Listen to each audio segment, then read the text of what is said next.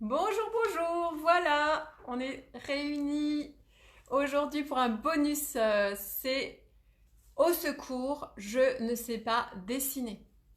Il y a tellement de gens qui me disent mais c'est beau ce que tu fais mais je ne sais pas dessiner, moi c'est tellement dommage que je puisse pas faire ça. Et la grande question c'est pourquoi il y a des gens qui savent dessiner et pourquoi il y a des gens qui ne savent pas dessiner. C'est ce qu'on va voir ensemble. Dans cette vidéo, je vais vous expliquer en détail ce qu'il se passe dans pourquoi il y en a qui savent dessiner et pourquoi il y en a qui ne savent pas dessiner. On va commencer depuis le début. Quand vous êtes né, quand vous étiez bébé, vous ne saviez pas marcher, pas parler et vous avez appris. Vous êtes cassé la gueule plein de fois, vous avez marché, vous vous êtes relevé, vous êtes tombé. Et ça vous paraissait naturel de persévérer encore et encore. Au début, vous ne saviez pas former des mots. Il vous a fallu des mois, peut-être des années, pour arriver à faire des belles phrases. Puis vous êtes allé à l'école, vous avez appris. Vous avez appris à parler, vous avez appris à compter, et peut-être vous avez appris à parler anglais. Vous n'êtes pas né, si vous êtes français, en sachant parler anglais. Ça vous paraît naturel d'apprendre. Parce que c'est pas quelque chose qui est dans notre ADN de savoir comme ça instinctivement parler anglais. Mais par contre, ça devrait l'être pour le dessin. On devrait naître en sachant dessiner et en sachant peindre. Alors je vous avoue qu'il y a un tout petit pourcentage, mais minuscule pourcentage de la population qui est douée, connectée et qui sait dessiner et peindre sans avoir appris. On verra ce qui se passe dans leur cerveau, pourquoi eux ils arrivent spontanément et pas nous. Le don, qu'est-ce qui se passe d'un point de vue neurologique. Mais c'est quand même assez rare et ça ne veut pas dire que tous les autres ils doivent se priver de dessiner ou de créer. Voilà, c'est pas seulement pour les gens qui sont super doués. Tout le monde a une sensibilité et peut prendre plaisir à dessiner et à peindre. Alors voilà, ne vous arrêtez pas au fait de ne pas savoir. Donc la première chose c'est, vous avez appris, alors c'est normal aussi, le dessin ça s'apprend et il faut donner du temps au temps. Et ça quand on est adulte, mais on ne veut plus. Pourquoi? Pourquoi quand on est adulte, tout devrait être inné? Non, c'est un acquis. C'est-à-dire que les choses viennent en travaillant.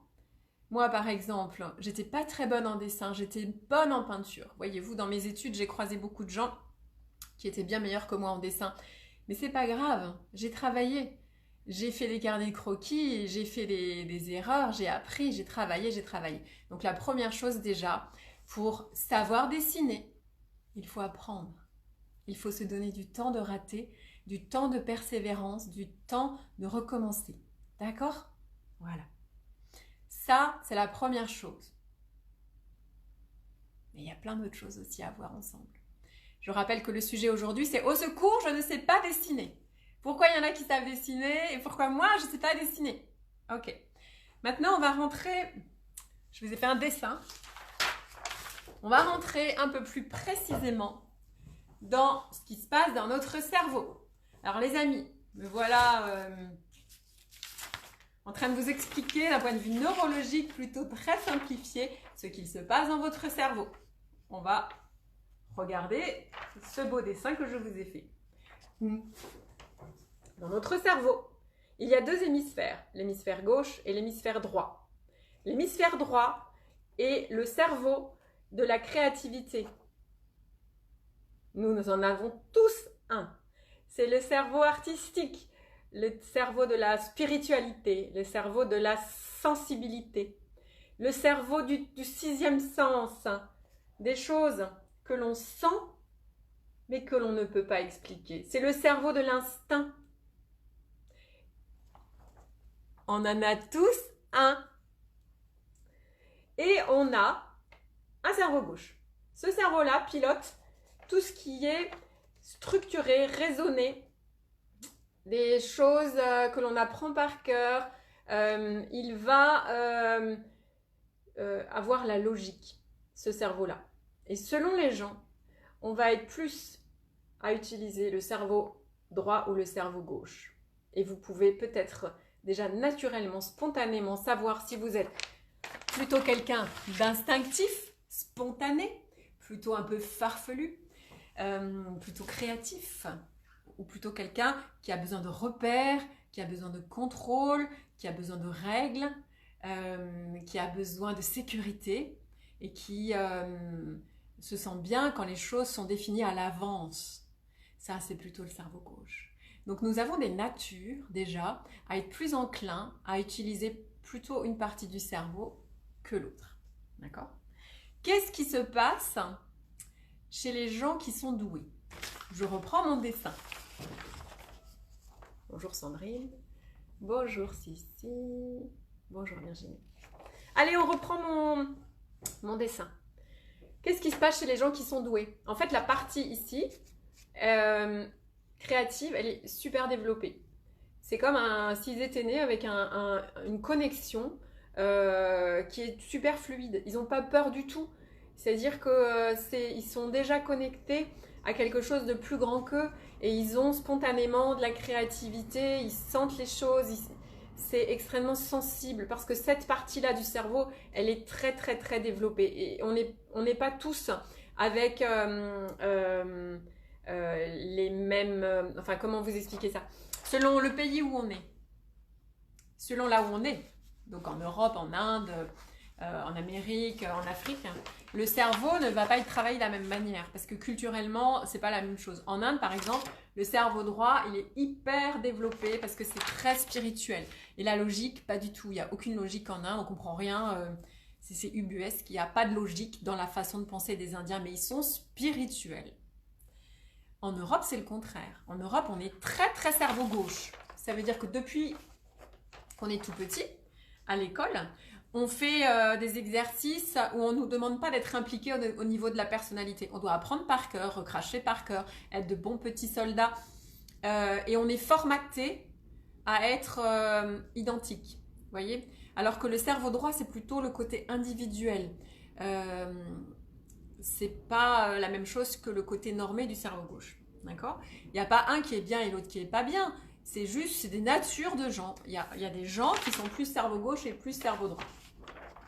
Maintenant, on va comprendre ce qui se passe au niveau du dessin. Alors, bonjour Magali, bonjour Aude. Au niveau du dessin, le dessin demande d'avoir une certaine plasticité cérébrale au niveau du cerveau droit.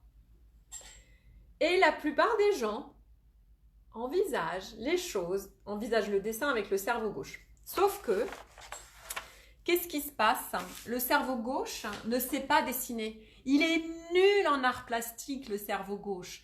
Donc, si vous entamez un dessin ou une peinture en étant branché sur l'hémisphère gauche, c'est-à-dire celui de la logique, celui qui a du sens, celui qui est scolaire, vous aurez un piètre résultat et peut-être seulement au bout de quelques années en ayant travaillé ardemment et le dessin sera chiant, il sera stérile, il va ressembler mais il n'aura pas d'âme.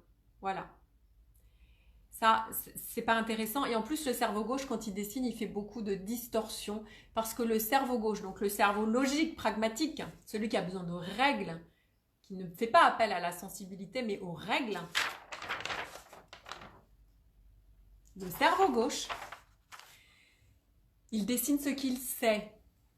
Il dessine pas ce qu'il voit. Sauf que retranscrire la réalité, la spatialité sur une feuille de papier qui est plate, ça peut pas être logique. Par exemple, si je dessine un cube, d'accord ? Donc, toutes les arêtes du cube sont égales. Et en dessin, quand je les dessine, il y a des raccourcis. Les traits sont pas les mêmes. Je peux pas faire tous les côtés égaux à cause de la perspective et des raccourcis. Et donc, il y a quelque chose qui va être bizarre quand on va le dessiner. Il y aura des distorsions. Pareil, imaginez là, vous faites une photo de moi avec la main comme ça. D'accord ? Et je vous demande de la dessiner. La main en premier plan va être en dessin démesurément grande.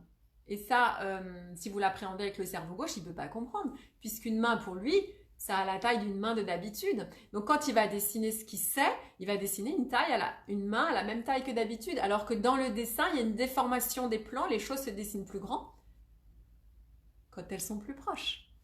Et ça, il faut le faire avec le feeling. Donc déjà, la première chose à faire avant de prendre des heures de cours de dessin ou de faire quoi que ce soit avec un professeur ou de décider d'apprendre chez soi. C'est de se demander sur quel cerveau je suis branchée. Si tu dessines avec le cerveau gauche, ça va être laborieux et ça va vraiment être pénible. Et c'est pour ça qu'il y a beaucoup de gens qui n'aiment pas dessiner. D'accord? Il faut déjà se brancher avec le cerveau droit. Mais c'est facile à dire comment faire. Hein. Comment faire là, maintenant, pour décider qui pilote l'avion?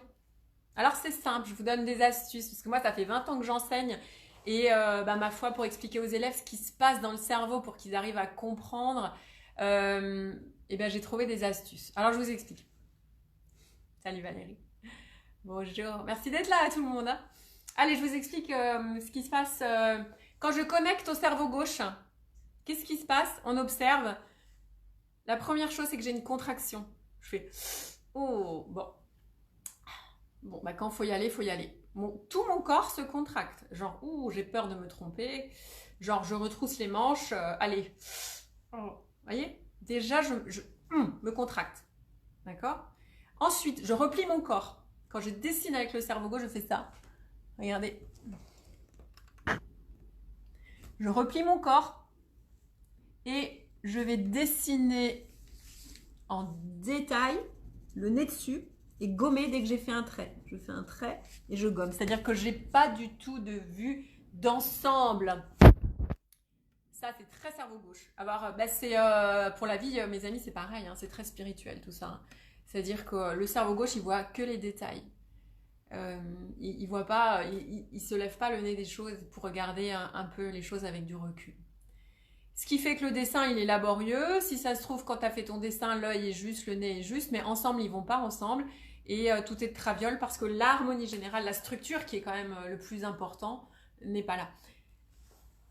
Donc, quand je replie le corps et que je dessine dans le détail avec des tout petits traits, que je gomme tout de suite parce que je suis très exigeant avec moi-même de suite, ça c'est cerveau gauche. Ça marche? Voilà comment observer dès qu'il y a la petite voix. Bonjour, je suis le cerveau gauche et je te juge. Attention, ne fais pas d'erreur. D'accord? Cette petite voix qui est en vous, elle est horrible parce qu'elle vous empêche de vous tromper. C'est comme si quelqu'un allait vous hurler dessus dès que vous vous gourrez, quoi. Et ça, c'est typique du cerveau gauche. Et la plupart des gens, ils n'aiment pas le dessin à cause de ça. Ils ont été traumatisés à l'école. Je vais expliquer ce qui s'est passé dans l'enfance, notre rapport au dessin. Alors, quand on veut dessiner cerveau droit, comment faire? Quand on veut dessiner cerveau droit, déjà, on se tient droit. Et on se dit, chouette, un moment de jeu, juste pour moi, un moment de détente où je vais pouvoir lâcher prise. C'est-à-dire, il y a une espèce d'expansion des corps, de joie, en disant, c'est pas grave, si je rate, c'est pas grave, si c'est moche, c'est pas grave, je joue pas ma vie, personne ne va me hurler dessus. Et ce n'est que du dessin, c'est pas grave. Vous voyez, on se détend. Ça, c'est cerveau droit. On se tient droit et on dessine les choses dans leur ensemble, dans leur généralité et pas dans le détail. C'est comme quand tu fais un gâteau. Tu commences d'abord par faire le gâteau, la grosse pâte, un peu grossier. Et ensuite, tu rentres sur pâte à sucre, détail, Smarties, etc. et décor du gâteau. C'est la même chose en dessin. Tu vas d'abord dessiner l'ensemble, le mouvement général, comment c'est composé dans la feuille, tu te tiens droit, tu regardes de loin et après tu rentres dans le détail, toujours du plus grand au plus petit, d'accord? Ça c'est cerveau droit, joie, confiance, lâcher prise, c'est pas grave et pourquoi pas, et si c'est moche c'est pas grave, je m'amuse, ça c'est cerveau droit, d'accord? Voilà déjà un autre point important, d'accord? Maintenant, troisième point. Pour ceux qui n'étaient pas là, je suis en train d'apprendre pourquoi on a tous tellement peur du dessin et pourquoi tout le monde dit « Mon Dieu, je ne sais pas dessiner ». Le premier point dont j'ai parlé, vous pourrez regarder le replay pour ceux qui arrivent maintenant, c'était pourquoi on ne se donne pas la peine d'apprendre alors qu'on a tout appris étant bébé. Pourquoi le dessin devrait être inné et pourquoi ce n'est pas un acquis. Si, c'est un acquis, il faut travailler et apprendre pour que ça rentre. Deuxième point, c'est cerveau gauche, cerveau droit. Sachez qui pilote l'avion quand vous commencez à dessiner. Soyez bien sur le bon cerveau droit, le cerveau intuitif, spontané et sensible, et non le cerveau logique et pragmatique. Troisième point. Quand vous étiez petit et que vous faisiez des gribouillis, avant l'âge de 6 ans, vos parents étaient émerveillés et clapaient des mains au moindre petit gribouillasse que vous faisiez. À chaque fois que vous veniez avec un dessin qui ressemblait à rien, vos parents étaient là. Oh, mais c'est trop beau! Vraiment! Oh, mais c'est trop beau! Et vous étiez remplis de félicitations, d'approbation, de reconnaissance. Et ça vous nourrissait. Donc vous avez appris à dessiner pour avoir cela. Et puis quand vous êtes rentré au CP, on vous a demandé de plus bouger sur votre chaise, de plus jouer, de plus parler. On a fait taire cet enfant, toute cette joie et cette spontanéité. Et on a commencé à vous mettre des notes, à vous dire d'écrire entre 2 lignes. Et si vous dépassiez un tout petit peu parce que trop de vie, on vous sanctionnait. On a commencé à vous faire de l'art plastique où tout le monde faisait les mêmes dessins et il fallait que ce soit colorié, toujours avec le même appui. Et si jamais c'était colorié un petit peu trop fort, on vous disait « mais mon Dieu, mais t'as dépassé !» Et petit à petit, vous vous êtes contracté. Peut-être même qu'on vous a crié dessus, genre « mais c'est moche, c'est bizarre !» Ou peut-être simplement, vous étiez très sensible et on vous a dit « mais c'est bizarre, il manque une jambe là, c'est quoi que tu as dessiné en fait pourquoi ton bonhomme il a une jambe plus courte que l'autre, mais qu'est-ce que ça veut dire ?» Et là, vous avez commencé à vouloir faire que ça ressemble et vous sentiez que c'était de plus en plus dur d'avoir de l'approbation. Le jugement est entré dans le dessin et là, ça a changé votre rapport au dessin parce que vous vous êtes senti pas à la hauteur. Et c'était tellement difficile ces critiques que 99% d'entre vous avaient lâché le dessin. Ou alors, vous avez continué, mais simplement en faisant des dessins qui ressemblent à fond. Genre, je décalque des mangas, je décalque des choses, et au moins, si ça ressemble, c'est que c'est bien fait. D'accord? Ça, c'est déjà le 3e point. On vous a bridé votre envie spontanée de dessiner. Tout le monde, mes amis, sait dessiner dans le sens premier du terme. Vous savez prendre un crayon et faire un trait. C'est ça, dessiner, c'est faire une trace. Mais un jour, quelqu'un a dit que dessiner, c'était faire quelque chose qui ressemble. Pourquoi? Non, pas forcément. On peut gribouiller, dessiner, on le fait tous quand on est au téléphone ou dans une réunion de faire un petit gribouillis. Et puis là, il n'y a pas la petite voix castratrice en nous, le mental, qui vient dire c'est moche, c'est nul, c'est pas légitime, t'as pas le droit de faire ça, t'es pas doué, va te coucher. Non, on le fait spontanément. La trace est une chose naturelle chez l'être humain. Il le faisait déjà dans les grottes de Lascaux. Ce plaisir que nous avons à laisser une trace est jouissive. Et nous avons déconnecté de ça à cause du jugement des grandes personnes. Donc mes amis, les mamans qui me regardent, s'il vous plaît, encouragez vos enfants même quand c'est pas parfait. Moi, je le vois quand les personnes viennent faire des duos parents-enfants chez moi. Les parents ont une exigence de perfectibilité qui emmène forcément dans le cerveau gauche et castre quelque part l'individualité, la spontanéité et la singularité. Pensez à ça. Accueillez les maladresses des enfants dans les dessins. Cette joie est formidable parce que dans la vie, certes, on a besoin d'ingénieurs et on a besoin de mathématiciens et de professeurs et de gens qui sont bien structurés. Mais on a aussi besoin de gens comme moi, des gens plus sensibles, des artistes, des gens qui vont designer vos paquets de pâtes, qui vont faire vos publicités, des gens qui vont designer vos avions, des gens qui vont faire les dessins des livres pour vos enfants, des gens qui vont faire les peintures qui sont dans les musées, des gens qui vont chanter, qui vont faire du théâtre, des gens qui vont danser, qui vont vous donner de l'émotion. Vous voyez, la Terre a besoin de ces deux sortes de personnes.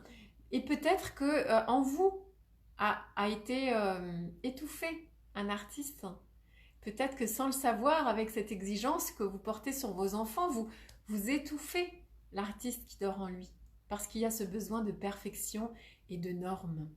Alors on fait attention à ça.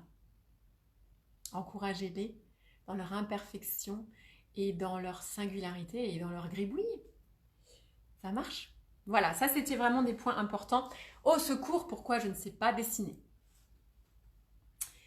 Pour travailler le dessin, concrètement, je vais vous donner des pistes. Il y a un livre que j'adore, je vais vous mettre en photo sur Facebook, que je conseille à toute personne qui veut apprendre à dessiner. Vous voulez apprendre à dessiner? Aujourd'hui, vous êtes adulte et vous voulez apprendre à dessiner? Déjà, regardez, vous commandez ce livre, d'accord? Ou alors, vous venez me voir, hein, si vous habitez pas loin, moi je vous apprends. Mais, sinon, si vous êtes chez vous, si vous habitez loin, je sais qu'on me regarde de toute la France et qu'on me regarde même du Canada, achetez ce livre. Alors, vous ne le voyez pas, il est à l'envers, il y a marqué « Dessiner grâce au cerveau droit ». Ce livre, c'est le livre le plus adapté, le plus intelligent que j'ai trouvé sur le dessin. Parce qu'il parle au cerveau droit, il ne parle pas au cerveau gauche. Dessiner avec un quadrillage ou avec des repères un peu trop poussés, ça va pas. On ne peut pas apprendre à dessiner comme ça. Juste pour exemple. Je vous apprends à dessiner un dessin et je vais vous dire plein de repères. Le corps, la tête fait autant de têtes. Dans le corps, il y a tant de têtes. Le nez est au milieu. Ok, je vous donne un tas de repères que le cerveau gauche adore. Très bien. Et si je bouge maintenant? Regardez si je fais ça. Si je fais ça. Mon Dieu, vous ne saurez plus dessiner mon visage parce que mon nez n'est plus au milieu. Parce qu'il y a un mouvement, il y a une perspective. Donc ça ne sert à rien, c'est du pipi de chat, les explications trop rationnelles pour apprendre à dessiner. Donc la première chose, c'est développer son cerveau droit. C'est un exercice de brain gym, muscler le cerveau. Et c'est pas confort, hein, quand on a l'habitude de contrôler, c'est pas confort, mais c'est vachement bien, ça prévient Alzheimer, Parkinson. Nous avons une telle partie du cerveau qui n'est pas exploitée. Ok ? Donc ce livre, il vous donne toutes sortes d'exercices. Par exemple, pour arriver à dessiner, pour squeezer la logique et le côté peur ou le côté je dessine ce que je sais, il te fait par exemple faire un exercice où tu dois dessiner à l'envers. Pas toi à l'envers. Tu prends quelque chose de difficile, par exemple une photo ou un dessin de Picasso, mais vraiment difficile, d'accord? Et tu le mets à l'envers et tu le dessines. Et là, ton cerveau, il ne peut pas dire c'est une main, oh là là, c'est un raccourci de bras, oh là là, c'est des plis, ou c'est un corps, c'est compliqué. Il te dit juste, c'est des traits, et il reproduit les traits, il prend ça pour argent comptant. Le cerveau ne peut pas juger, le cerveau gauche est squeezé. Et là, tu retournes ton dessin une fois que tu as fini et tu fais « Waouh !» Et essayez voir, c'est extraordinaire ça. D'accord ? Autre chose pour squeezer cerveau gauche, ce cerveau castrateur qui n'est nul en art plastique, pour aller direct dans le cerveau droit, on peut s'amuser à dessiner des moitiés. D'accord ? Il y a une moitié qui est plus facile que l'autre. Tu prends un visage dans un magazine, tu coupes en deux, ou un dessin sur Pinterest, hein, tu l'imprimes, un dessin de visage. Tu coupes en deux le visage, et puis tu dessines la partie gauche, et après tu dessines la partie droite, et tu verras qu'il y a un côté qui est plus facile que l'autre. D'accord ? Voilà. Ça, c'est des exercices super pour arrêter de réfléchir pendant qu'on dessine et arrêter de juger, genre, ouh là là, je sais pas faire. D'accord ?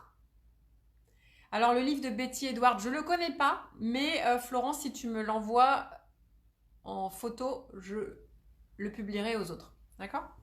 Un autre livre que j'adore, allez, je vous en conseille 2. Et le troisième, c'est de venir me voir et d'apprendre, parce que pratiquer chaque semaine avec un prof qui vous permet de lâcher prise et travailler avec d'autres élèves, c'est quand même autre chose. Donc, en attendant le confinement, vous pouvez commander des livres et travailler chez vous. Voilà un autre livre qui est génial. J'ai toujours rêvé d'être un artiste. Voilà. C'est un livre qui travaille le côté foufou, créativité, originalité, imagination. Sur chaque page, vous avez des exercices à faire. Par exemple, là, travaille ton généticien. Il te demande de mélanger des animaux.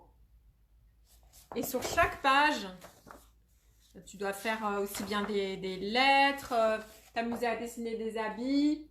Et à un moment donné, il faut ouvrir le robinet, hein. Donc, montre à personne, fais-le pour toi et puis fais tous ces exercices. Dessine, dessine, dessine, dessine, dessine, dessine. Et puis, une fois que tu t'es un peu détendu, eh ben, on peut commencer à travailler. C'est-à-dire sur le comment tu appuies plus fort, moins fort, les pleins et déliés, les ombres, etc. Et là, mettre de la technique. Mais première chose, c'est se détendre et ouvrir le robinet, quoi. Il faut se détendre du string, hein. Voilà. Ok. Ensuite, dernier point. Prenez un cahier et dessinez tout ce qu'il y a autour de vous. Si vous voulez dessiner, vraiment apprendre à dessiner, hein, en attendant d'avoir un professeur, dessinez tout ce qu'il y a autour de vous, tout. Tous les jours. Moi, c'est ce qu'on m'obligeait à faire quand j'étais aux Arts Déco. J'avais des carnets de dessin et je devais dessiner tout, tout, tout. Ma main, mon café, ma tasse, ma tasse de café, ma lampe, ce que je vois par la fenêtre. Moi, quand je suis assise et que je regarde mes jambes, le bâtiment par la fenêtre, et dessiner, et dessiner. Et à un moment donné, mais tu dessines comme tu respires, tu réfléchis plus perspective, proportion, ligne d'horizon, point de fuite, tu réfléchis plus à ça. Il y a quelque chose qui s'est connecté dans le cerveau et ça vient tout seul. D'accord ? Ça, c'est vraiment... c'est comme les abdos, hein. Si tu veux des abdos, j'ai beau te dire comment faire l'exercice, si tu ne le fais pas, ça ne vient pas, hein. Donc, si tu veux apprendre à dessiner, il faut dessiner. Le dessin et la peinture, c'est deux choses différentes. La peinture, tu peux tout de suite avoir un résultat seul à la maison, prendre plaisir, c'est feeling, c'est intuitif, c'est sensuel, c'est coloré. Le dessin, c'est un peu plus laborieux, il faut travailler pour avoir un résultat. Et surtout, il faut avoir un prof derrière qui te dit de lâcher prise. D'accord ? J'espère que cette vidéo vous a plu. C'était important qu'on parle de ça parce que là, maintenant, je vais vous apprendre à dessiner un visage. Et même pas, je vais vous entendre en rêve dire ouh là là, je sais pas dessiner. Bah si, je vais t'apprendre, donc tu vas savoir. Et puis si tu rates, c'est ok, c'est normal. J'ai raté des millions de fois avant de savoir dessiner et je rate encore. Je suis pas une imprimante, je suis un être humain. C'est normal de rater. Si je rate, ben je rectifie et j'apprends et je progresse et je prends ma gomme. Puis c'est pas grave, ça n'enlève rien à qui je suis si je rate. D'accord ? Voilà. Bonjour Guillaume. On se détend. Ok ? Quand on dessine, on joue pas sa vie. On se fait plaisir, comme l'enfant qui gribouille, et on renoue avec son enfant intérieur. Ok ? Donc, je vous dis à tout de suite pour apprendre à dessiner un visage. Vous êtes bien préparés maintenant. Ça marche. Merci à tout le monde d'avoir suivi ce petit quoi ? Coaching de au secours, je ne sais pas dessiner. Je vous embrasse.